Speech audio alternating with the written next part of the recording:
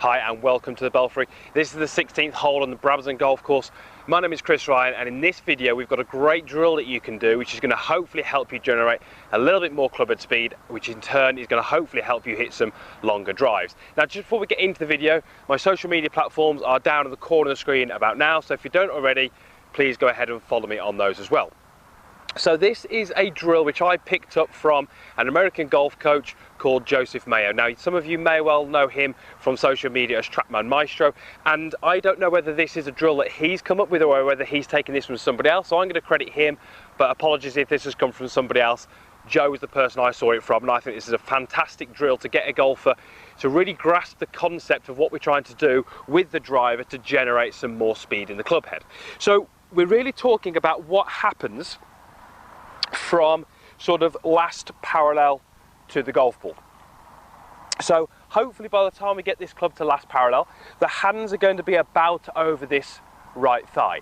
Now, it's really important that we get golfers to understand what should happen from here to impact in order for them to generate the most speed.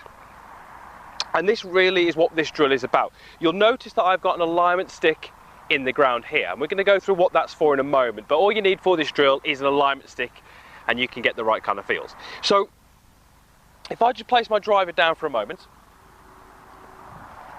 we would like to see in a golf swing, when the hands are over this trail thigh and the club shaft is about parallel with the ground, this is the lowest that the hands would ever get to. From here, the hands would start to move up, and then from the down the line view, the hands would start to move in as well. So they're moving more up and in.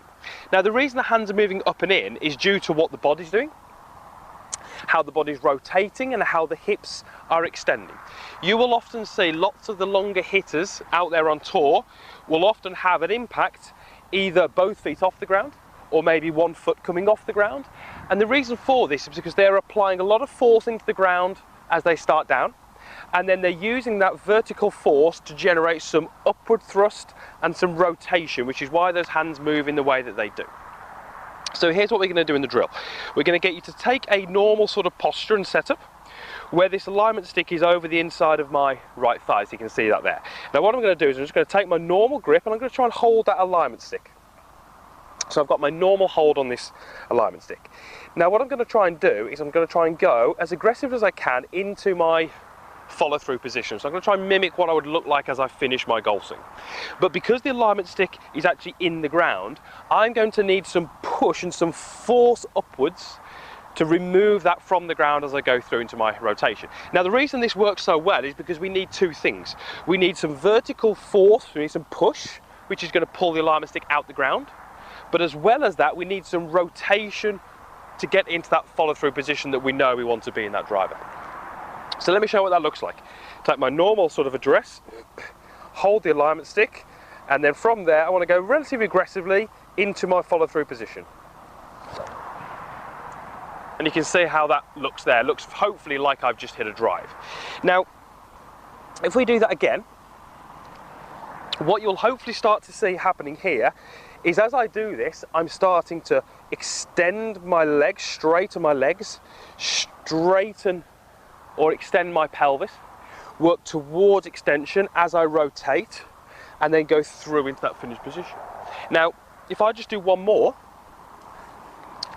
certainly what you won't see here is you won't see the head lift. We're not trying to raise in terms of the head, we're trying to extend through the pelvis. So if you watch that again, you're going to see the legs rotate and extend, and the head comes up at the end, but it doesn't come up as we do that move. So we're not pushing upwards with the body, we're losing the flex in our knees, we're starting to extend and rotate the pelvis, and we're going to start to see the belt line get a little bit higher as we turn through into that finished position.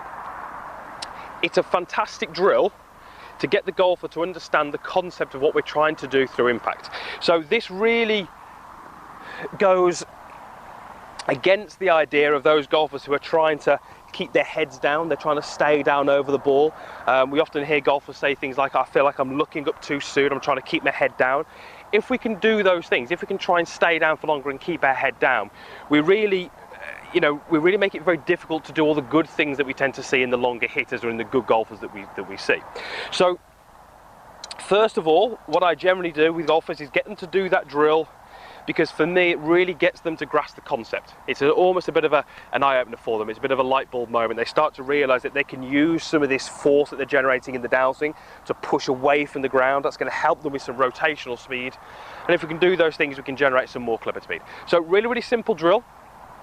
Something you can do just in your back garden or at the driving range, and then once you've done a couple of those, pick up the driver, and hopefully we can get the same sort of ideas and feels with that. So this is the 16th hole. Ideally requires a little bit of a right to left shape down here, but all I'm going to really do is I'm going to focus on making my backswing, settling into this position here, and then from there I can really make that move that I'm just rehearsing, that push and that rotation through to the finish. Right, let's go ahead and hit one.